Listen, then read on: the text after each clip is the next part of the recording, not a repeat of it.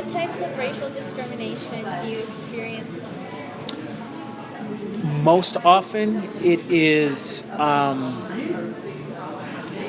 assumptions about my abilities based on my race, right? Which, if we talk about defining race, which I know is some of the questions that you had later on, there's a difference between race and ethnicity, right? Race is really only talks about skin color as it relates to the history in the United States, right? Doesn't tell you anything about doesn't really tell you anything about anybody's knowledge or abilities or skill, and yet those things happen. I remember when we bought our house, the realtor only let us talk to the sellers over the phone because they had a feeling and a hunch, and this is one that's backed up by their success rates, that if I were to meet the sellers in person, that they would try to go with another buyer. And so the realtor bought this sense. And so when we met on the closing, at your closing meeting, when you close on your house, there was no other conversation with the seller that needs to happen other than handing over the keys and me handing over the final check for the fees and stuff like that for the process. There's nothing you can do at closing unless I, the buyer, decide to walk away, right? The seller has no other options at that point, right?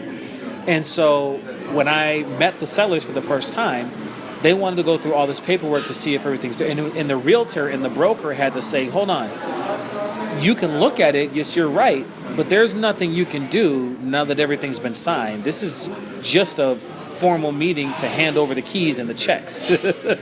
Like, what is it that you are looking for that hasn't already been cleared out? And it dawned on them at that moment that the seller was trying to figure out a way to back out because he didn't want to sell his home to a black man.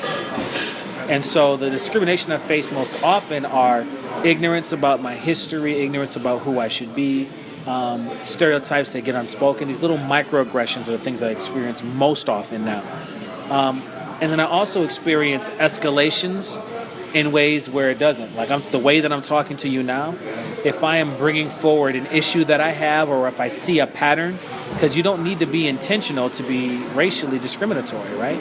So when I call things out, folks will often get on the defensive and then go on the attack.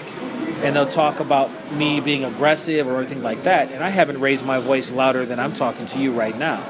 And yet, the narrative that gets communicated is that I was yelling at somebody or that I was being overtly aggressive. So it's those little subtle things that I experience more often than anything else.